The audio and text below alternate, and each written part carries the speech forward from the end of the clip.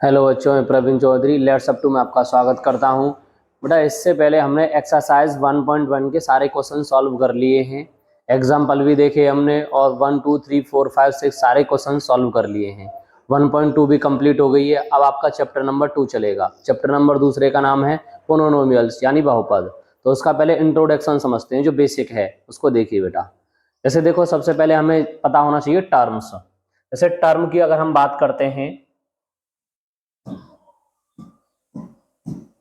ये term term यानी पद, यानी कोई भी पद हो सकता है। जैसे हमने लिखा 2x, तो एक तो इसमें बेटा ये संख्यात्मक पार्ट होता है, कोफिशिएंट जिसे कहते हैं, और एक वेरिएबल होता है, यानी ये होता है बेटा चर, और इसको हम कहते हैं बेटा अचर। अचर यानी अगर हम x के कोफिशिएंट की बात करें तो x का कोफिशिएंट कितना होगा? 2 होगा, यानी संख्यात्मक भाग या गुणांक। अब जैसे कोई भी नंबर हो सकता है, जैसे मैं लिख दूं 3x, या मैं लिख दूं 4x, या मैं लिख दूं 2x का स्क्वायर प्लस के 6x प्लस के 3, तो ये कोई क्या होगा? ये पोलिनोमियल्स होगा। अगर इसमें मैं ये बात करता हूं एक्स स्क्वायर का कोफिशिएंट कितना है, तो एक्स स्क्वायर का कोफिशिएंट कितना होगा?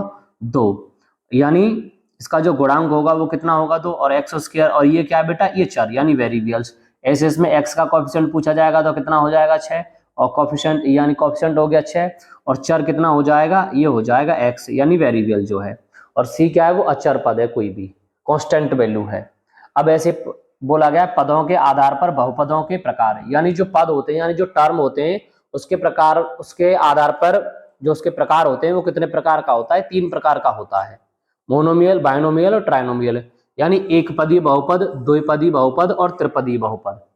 एक पदी जिसमें सिर्फ एक पद होता है, जैसे ये लिखा हुआ है ना 2x, ये ऐसे भी हो सकता है, मैं इसको लिख दूं 5x। ये भी ऐसे भी हो सकता है 5y, ये मैं इसको लिख दूं 7z। कोई भी हो सकता है, किसी भी प्रकार से हो सकता है, जिसमें सिर्फ एक ही पद होगा, जैसे यहाँ पे लिखा हुआ है। अब द्विपदी यानी इसमें कितने पद होंगे? द्विपद होंगे। जैसे देखो 4x प्लस के 5, या मैं से ये लिख सकता हूँ 2x प्लस के 3, या मैं से ये लिख सकता हूँ 6x प्लस के 6। कोई भी लिख सकता हूँ जिसमें पद कितने होने चाहिए? 2 पद होने चाहिए, जैसे यहाँ पे लिख रहा है, एक पद और 2 पद। यानी कितने टर्म है बेटा? 2 टर्म्स, पहला टर्म और ये दूसरा टर्म। अब त्रिपदीय, त्रिपदीय का मतलब जिसमें 3 पद होते हैं, जैसे एक पद ये हो गया, 2 पद और ये 3 पद। ऐसे आप कोई भी एग्जांपल ले सकते हो, जैसे मैंने ले लिया 4y का स्क्वायर प्लस के मैंने लिख लिया 3y, और प्लस के कितना होगा? 6। इसी तरीके से कोई भी आप एग्जांपल्स ले सकते हो। तो ये क्या हो गया आपके? ये त्रिपद हो गए। चतुर्थ पद भी होता है? नहीं, वो सीधा पोनोनोमियल होता है, यानी वो बहुपद होता है। जैसे अगर और भी कोई इससे ज्यादा होगा पावर, जैसे मैं लिखूं x की पावर, या मान के चलिए मैंने लिखा x की पावर 3 प्लस के 4x का स्क्वायर प्लस के 3x प्लस के 4। अब इसमें टोटल कितने पद हैं? 1 2 3 4, तो ये चतुर्थ पद ये नहीं होगा, ये तो सीधा पोनोनोमियल हो जाएगा। तो हमें वैसे 3 तक ही पढ़ना है, त्रिपदी, एक पदी, द्विपदी और त्रिपदी। नेक्स्ट देखिए बेटा आगे, वो कह रहा है बहुपद की घात। अब घात के आधार पर भी बहुपद होते हैं। कितने प्रकार के होते हैं? देखो घात क्या है? यानी highest power of the variables in, यानी बहुपदों में चर की घात उच्चतम हो। यानी बहुपद जो है उसमें जो चर रहता है उसकी जो घात है अधिकतम होगी, वही क्या होगा? डिग्री। जैसे देखो ये कितने, जैसे मैं लिखूं यहाँ पर देखो x का स्क्वायर प्लस के x और प्लस के 3, तो इसमें x की पावर कितनी है? 2, हाईएस्ट पावर है, तो इसमें घात कितनी हो जाएगी? 2 हो जाएगी। जैसे मैं यहाँ लिख लूँ 3x की पावर 4 प्लस के 4x की पावर 3 प्लस x और प्लस के 2। अब देखो इसमें हाईएस्ट डिग्री कौन सी है? 4, तो इसकी घात कितनी हो जाएगी? डिग्री कितनी हो जाएगी? 4 हो जाएगी। यही, और देखो घात के आधार पर बहुपदों के प्रकार, यानी घात जो है यानी डिग्री के आधार पर बहुपद यानी पोनोनोमियल्स वो कितने प्रकार के होते हैं? वो होते हैं, नंबर 1 होता है बेटा रैखिक, उसे बोला जाता है लीनियर। नंबर दूसरा बोला जाता है द्विघात, जिसकी 2 पावर होती है यानी क्वाट्रिक्स। और त्रिघात, त्रिघात बहुपद यानी क्यूबिक। त्रिघात लीनियर यानी इसमें 1 पावर होती है या कोई भी पावर नहीं होती है। द्विघात जिस पर 2 पावर होती है, यानी 2 घात होती है, यानी 2 डिग्री होती है उसकी। त्रिघात जिसकी 3 पावर होती है। जैसे हम तीनों के एग्जाम्पल समझ लेते हैं, जैसे मैं इसको लिखूंगा तो ये हो जाएगा बेटा 3x, या इसको मैं ऐसे लिख सकता हूँ 3x प्लस के 6, या इसको मैं लिख सकता हूँ 4y प्लस के 2। यानी इसकी पावर जो है यानी इसकी जो डिग्री है वो 1 होनी चाहिए, वो लीनियर होता है, वो रेखिक होता है। द्विघात, द्विघात जैसे हम लिखेंगे x का स्क्वायर प्लस के 6x, तो इसकी पावर कितनी है बेटा 2 है, तो ये कौन सा आ जाएगा 2 घात। जैसे मैं यहाँ पे बोलूँ y का स्क्वायर प्लस के 6x और प्लस के 3, तो इसकी पावर कितनी है, यानी इसकी डिग्री कितनी है 2, घात कितनी है 2, तो इसकी जो घात होगी वो कितनी होगी बेटा 2 होगी, तो वो क्या होगा 2 घात होगा, यानी जिसकी पावर 2 वो 2 घात बोला जाता है।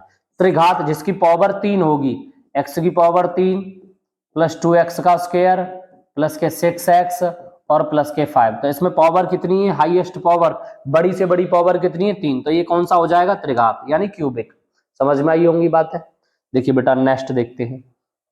अब बोला जाता है बहुपदों के शून्यक, यानी जीरोज ऑफ पोलिनोमियल, बहुपद के शून्यक। देखो चर का मान जिसके लिए बहुपद शून्य के बराबर हो जाता है, जिसके शून्य के बराबर हो जाता है, यानी बहुपद की जो वैल्यू है वो शून्य होती है, वो क्या होता है शून्य।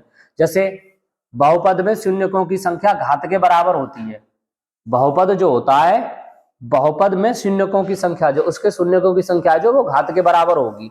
देखिए वो किस तरीके से होगी, जैसे बहुपद के शून्यकों का ज्यामितीय अर्थ, ज्यामितीय अर्थ देखो इधर क्या होता है बेटा ये x होता है, इधर क्या होता है ये x डैश होता है, इधर क्या होता है y होता है, और इधर क्या होता है ये y डैश। इधर की तरफ रहता है बेटा माइनस, और इधर की तरफ प्लस, और इधर की तरफ प्लस, और इधर की तरफ ये माइनस।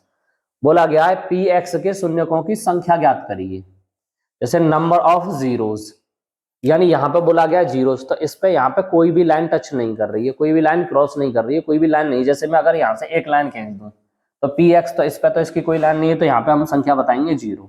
अब जैसे मान के चलो मैं कोई भी लाइन इस तरीके से खींच दूं ऐसे करके, तो ये जो px वाली वैल्यू को इसको जितने टाइम्स टच करेगी ना, इसके उतने ही जीरोस होंगे। तो देखो कितने, 1 और ये 2, तो इसका आंसर कितना होगा 2। अगर इसी को एक और मैं कोई लाइन खींचूं इस तरीके से, जैसे मैंने यहां से खींचा, इसको मैं थोड़ा सा रफ कर देता हूं, जैसे मैंने ऐसे करके खींच दिया ऐसे करके, तो 1 2 और 3, तो इसके शून्यकों की संख्या कितनी हो जाएगी 3 हो जाएगी। बात समझ में आ रही है। ये लाइन टच करे या क्रॉस करे या काटे, वो क्या होगा, वो एक ही काउंट होता है। जैसे अगर मैं यहीं पे ऐसे बनाता ये ऐसे करके, तो टच तो किया ना, तो कितने टाइम्स किया, एक बार। ये पार किया, क्रॉस करके गई तो कितने बार किया, एक। तो यहाँ भी एक काउंट होता है, यहाँ भी 1 2 3। समझ में आई होगी बात।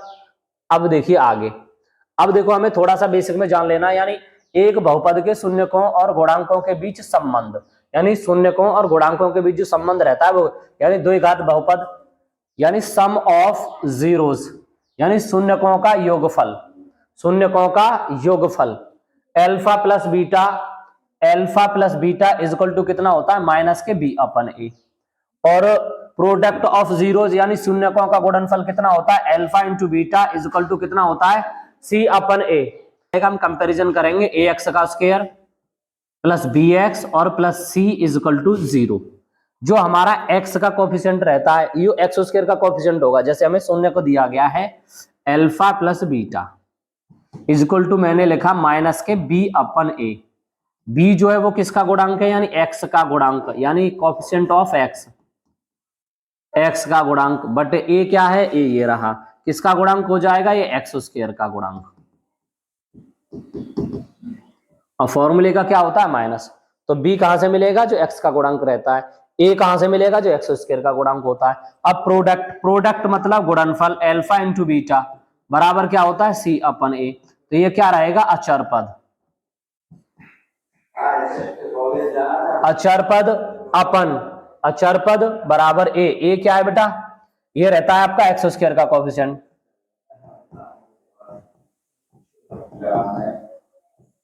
एक्स स्क्वायर का गुणांक, ये किसका रहता है एक्स स्क्वायर का गुणांक। बातें समझ में आ रही होंगी, यही चीज हमें देखनी है बेटा। आगे देखिए पोलिनोमियल्स आपका स्टार्ट हो रहा है, और एक्सरसाइज यानी चैप्टर नंबर दूसरा है, और एक्सरसाइज 2.1 करेंगे। तो देखो किसी बहुपद px के लिए y इक्वल टू px का ग्राफ नीचे दिया गया है। प्रत्येक स्थिति में px के शून्यकों की संख्या ज्ञात करिए, शून्यकों की संख्या ज्ञात करिए। जैसे ये वाला ही क्वेश्चन है, तो इसमें शून्यकों की संख्या, ये इस वाली लाइन को कितने टाइम्स कट कर रही है 0, कोई भी टाइम्स नहीं कर रही, तो इसका आंसर कितना हो गया 0। ये कितने टाइम्स कट कर रही है, इससे मतलब नहीं है, px वाले से मतलब है, ये कितने टाइम्स कट किया इसको 1 टाइम्स, तो हमारा आंसर कितना हो जाएगा 1। ये देखना 1 यहाँ से यहाँ है 2 और यहाँ से यहाँ गए 3, तो ये कितने टाइम्स कट कर रही है? 3 टाइम्स। तो हमारे शून्य कितने हो गए? 3। नेक्स्ट क्वेश्चन देखिए आगे, जैसे ये वाला क्वेश्चन है, इसको कितने टाइम्स टच कर रही है? 1 और ये 2, तो हमारा आंसर कितना आ जाएगा? 2। ये कितने टाइम्स कर रही है? देखो 1, ये 2, ये 3 और ये 4, तो हमारा आंसर कितना आएगा बेटा? 4। अब ये देखिए ये कितने टाइम्स कर रही है? 1, ये 2, ये 3, तो कितना आंसर आ जाएगा? 3। उम्मीद है कि बात समझ में आ रही होगी, सवाल भी समझ में आ रहे होंगे। अगर आपको बेटा वीडियो अच्छा लगा हो तो लाइक करिएगा, शेयर करिएगा और सब्सक्राइब करिएगा। धन्यवाद।